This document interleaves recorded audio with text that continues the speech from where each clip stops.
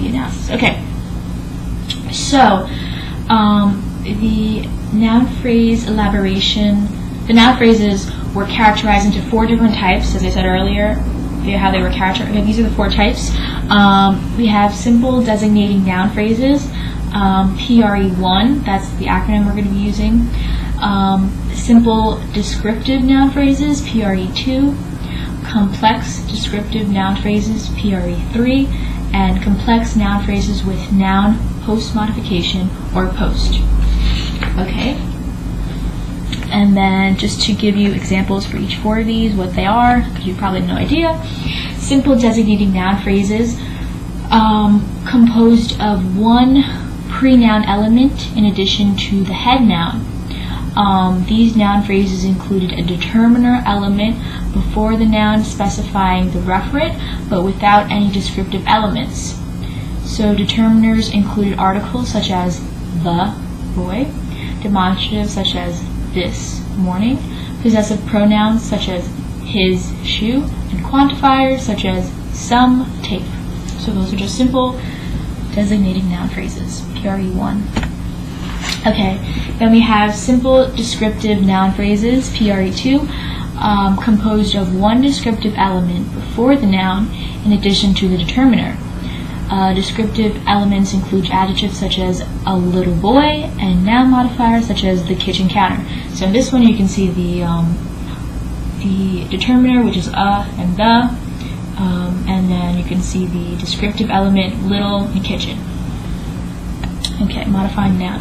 Alright, then we have complex descriptive noun phrases, or PRE3, composed of 2 or more descriptive elements before the noun, including adjectives, noun modifiers, and or adverbs. The weird yellow object. Weird and yellow are the 2 descriptive elements before the noun. Then we have complex noun phrases with noun post-modification, POST, post, such as prepositional phrases of face like aliens or clauses, a girl named Amanda, a dog that had fur. Okay, so we have prepositional phrases or clauses. Okay. So the procedure continues. Okay, so the codes for the noun phrase type were entered by hand into the transcripts as utterance level codes. Each of these codes was further qualified according to the position within the utterance as subject or object. Participants were assigned scores of 0 or 1 based on the presence or the absence of each type of noun phrase. Scores of 1 were assigned if there was 1 or more occurrence of a particular type of noun phrase, and 0 if there was no use. Scores were assigned for each type of noun phrase, so the 4 different types, within each context, the 2 different contexts, and for each position, subject or object. The use of a binomial scoring system compensated for length because even short narratives could provide a single token of a noun phrase type. The output of the SALT program, was used to assign scores for each variable. It's important to note, I've said this earlier, but I'll say it again, only participants who produced a narrative with 2 T units in both contexts were included in the analyses.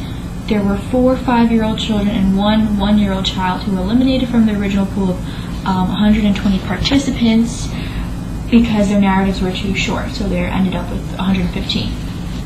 Okay, so now we get into the results. So just to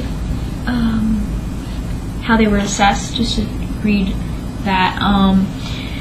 The noun phrase elaboration was assessed as a function of age, 3 different age groups, 5, 8, 11, syntactic position, object, subject, narrative, single versus sequence, and then noun phrase were categorized into one of the 4 types, PRE1, PRE2, PRE3, and post. Alright. Okay, now to be honest, I didn't understand the statistical data as much as I would like to. I can get, pretty technical, but I will just say it just for the sake of saying it, although I don't completely understand it. But here we go.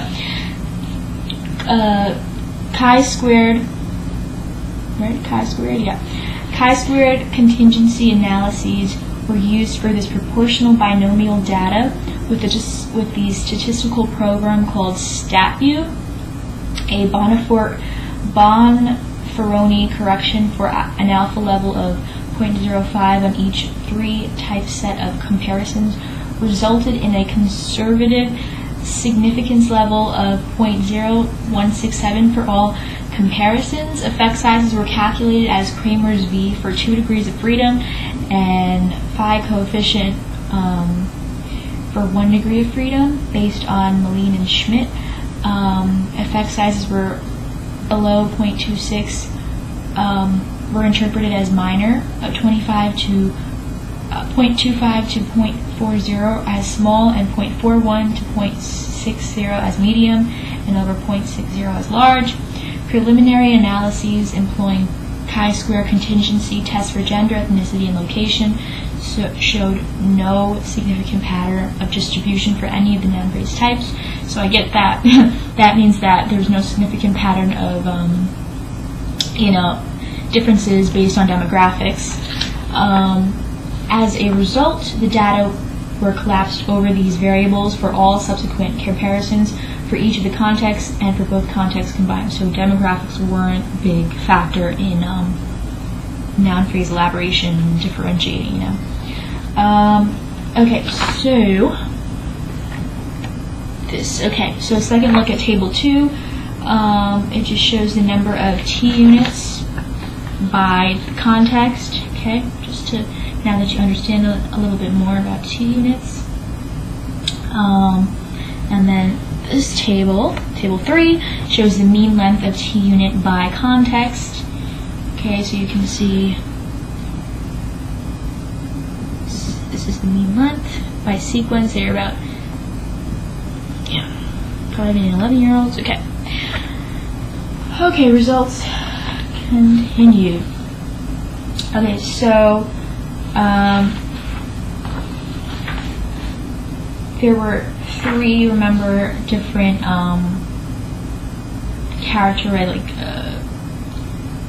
three different okay, so the noun phrase type was separated into 3 different factors: as a function of age, as a function of syntactic position, and as a function of narrative context. So the first is the noun phrase type as a function of age. It was shown that PRE1 was produced by 100% of the children for all ages. So all ages were able to produce the first noun phrase type, and they consequently did not require further analysis. As hypothesized, the percentage of children manifesting PRE2, 3, and post increased with age, so it showed a positive increase. So as they got older, they used more of the different noun phrase types. And then figure 1 shows that. If you look at the figure 1, you can see that PRE1, everybody has PRE1, this noun phrase type, the simplest one, while in PRE2, 3, and post, they get higher as you get older, 5, 8, 11. Okay. The 3 chi-square comparisons of age versus presence for PRE2, 3, and post were significant. And then in the table 4, it shows the percentage of children at each age who produced each of the noun phrase types at least once. And the following pairwise comparisons were significant. So 5 and 8-year-olds for PRE2. Whoops. Okay, 5 and 8-year-olds. 5 and 11-year-olds for PRE2. 5 and 11. 5 and 11 for PRE3. 5 and 11, and then 8 and 11 for post. Okay, those were the significant, those showed significance, those comparisons. Okay, we saw this. Alright. Noun phrase type as a function of syntactic position. So this is This table shows the percentage of children at each age manifesting each noun phrase type at least once in the subject and object positions. The greatest increase was in PRE3 in the object position, which changed from 8% from 5-year-old children to 67% for 11-year-old children. The percentage of children manifesting object position EMP significantly increased for PRE2, and then PRE3 in post from ages 5 to 11, with differences ranging from 32 to 59%. These increases were significant. And follow-up pairwise comparisons on age for object position were significant for PRE2, 5 and 8-year-olds, and also 5 and 11-year-olds. And then for PRE3, on all 3 age pairs showed significance, and then for post on 5 and 11-year-olds, and then 8 and 11-year-olds. Different results. So, okay. Alright, so that's just what I just said.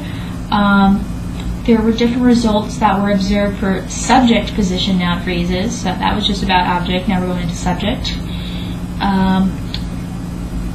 Post was the only subject noun phrase type for which there was a significant increase among age groups. And then follow-up pairwise comparisons for post were significant for 5 and 8-year-olds, and then comparing 5 and 11-year-olds. And then with respect to PRE2 and 3, there was little or no increase in the percentage of children across age groups, and no significant differences for those comparing those age groups.